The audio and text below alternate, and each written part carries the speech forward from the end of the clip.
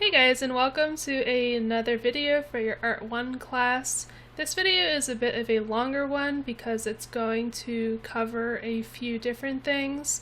This is the shading tutorial for your still life working off of an image. So remember that we should have taken these pictures last week, and now we are working on our final still life.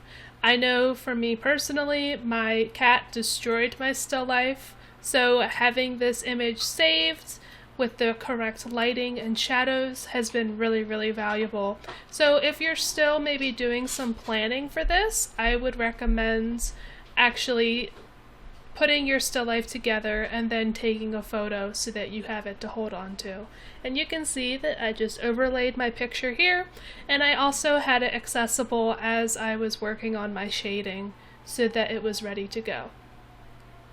Now, the reason that this video is a little bit longer is because I am going over the pencil shading and then also the blending of my pencil marks. So about halfway through, you'll see me start to use the tortillon stump in order to make my shading, and that just ends up taking a little bit more time. So you can skim through parts of this or just watch the time lapse.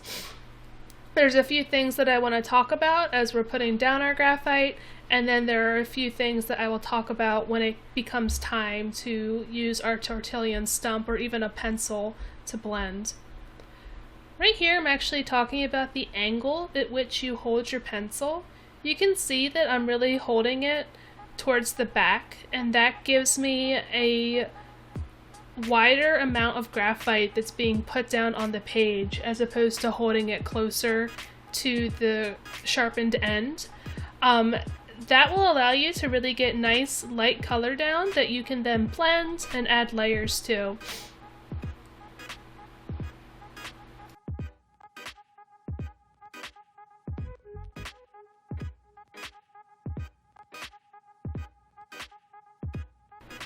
A few things that I covered while I was making this recording during class was that I am going to start at one side, preferably the side opposite of your dominant hand, so that you don't get graphite on the palm of your hands. And I'm going to just put down a basic layer of shading, referring back to my drawing to make sure that my tones are correct. The image is a little bit smaller on this recording, but you have access to the full thing on Schoology, so feel free to refer back to my image as I talk. I want to pay attention to where the shadows are, how dark they are in relation to each other, and kind of where the lighter tones to the darker tones are. And you'll see me kind of looking back at this, and you'll also see me fighting with my cat right now. She was having a really good time bothering me. But we will want to identify the darkest shadows and the highlights so that we can get those tones down. I'm also just working on my first pass right now, and I more than likely will go back and add darker shading, as you'll see in the video. And then also, once I actually get to the tortillon stump blending portion, that's going to darken the shadows even more. We discussed how to kind of avoid having a washed out still life, and part of that is going to be adding really dark areas and having really bright highlights where you can basically see the white of the paper through the graphite.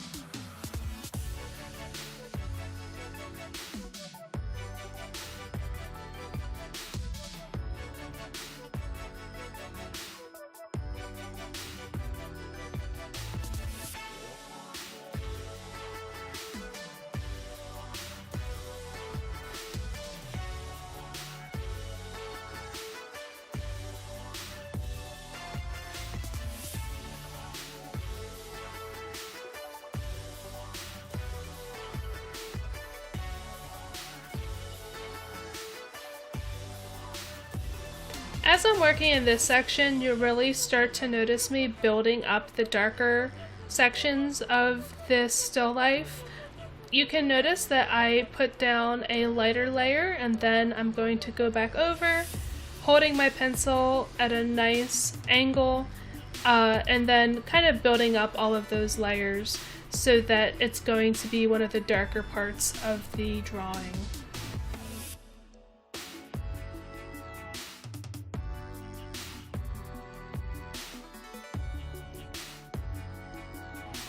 One thing that is important to remember is to add your cast shadows, or the shadows that are on the ground behind your objects. These generally will be a darker section of your overall still life, so you'll see that I follow the general shape of what I have in my image. This is a cylinder, so it should be slightly curved, and then I'm also going to build up those layers and darken it out. This is also when I decided to go back and work on that really big dark shadow behind the rectangle box, just because it gives me some context to what the other tones will be in the overall still life. So if I know that that shadow is going to be one of the darkest things on the page, I can start to adjust some of my other tones relative to that in order to make it look cohesive and like it's being drawn from real life.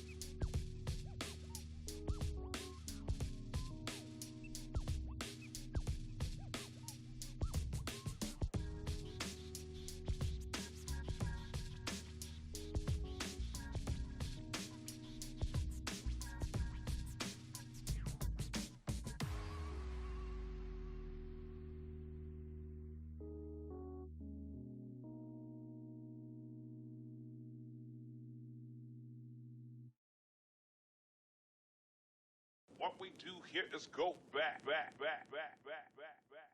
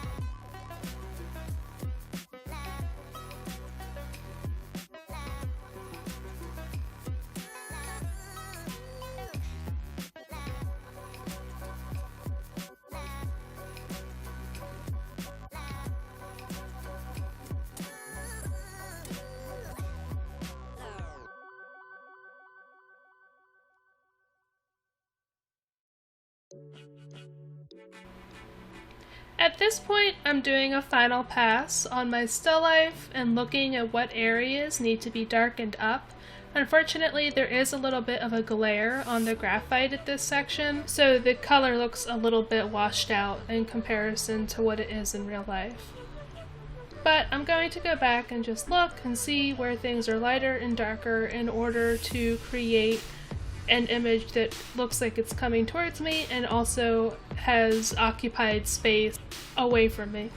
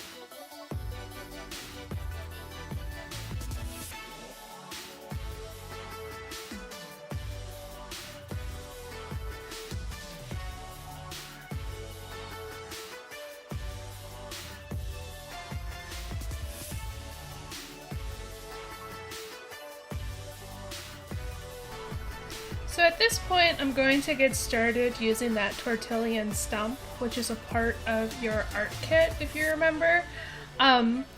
If you do not have one of these, or if you haven't been able to go and pick up your stuff, you can use a little piece of paper. You could potentially use your finger, but you're going to leave more of the pigment on the paper if you use the stump, because the surface area of it is so small and it gets saturated with the graphite really quickly. You're just going to end up smudging the graphite around on the paper rather than pulling a lot of it up using a different kind of material. So if you watch this section, you'll see that I am doing small circles, which we have talked about before, and I'm also going to start at the darkest parts of the shadows. And then I'm going to work my way towards the lighter sections.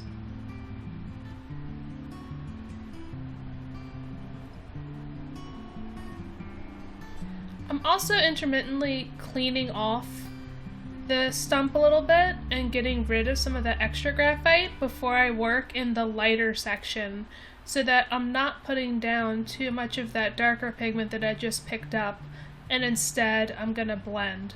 So you'll see on the left side, I kind of clean off the tip every so often just so that I don't have too much graphite on there.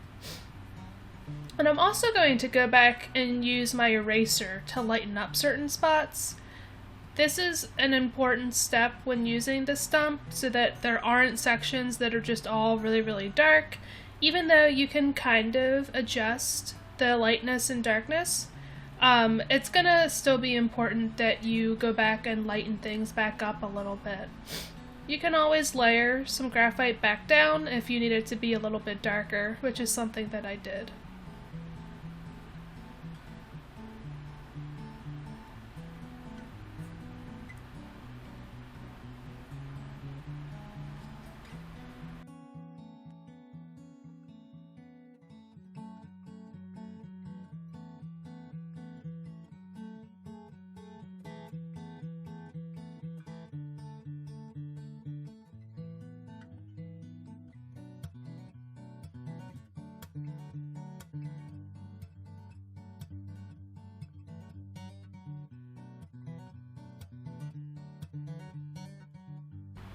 You'll notice here that I changed the angle with which I am using the tortillon stump, and this is exactly the same reason that we use a loose wide grip with our pencil. I'm getting more surface area to use the entire side of the shaved edge of the stump as opposed to just the little tip, and that is going to result in a smoother blending that kind of just covers a little bit more area.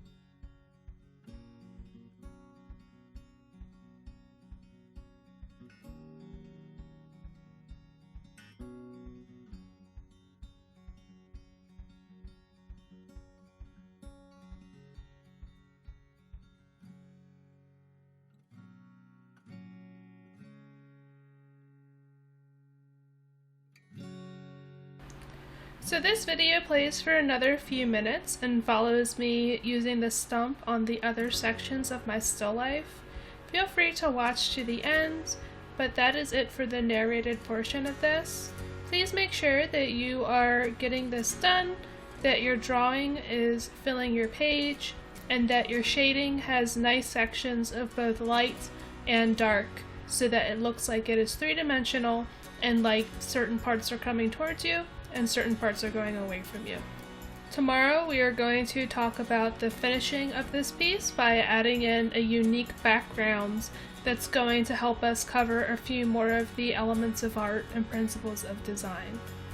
So good luck, I hope that you guys are enjoying this process, and stay tuned for the final finishing touches of this piece.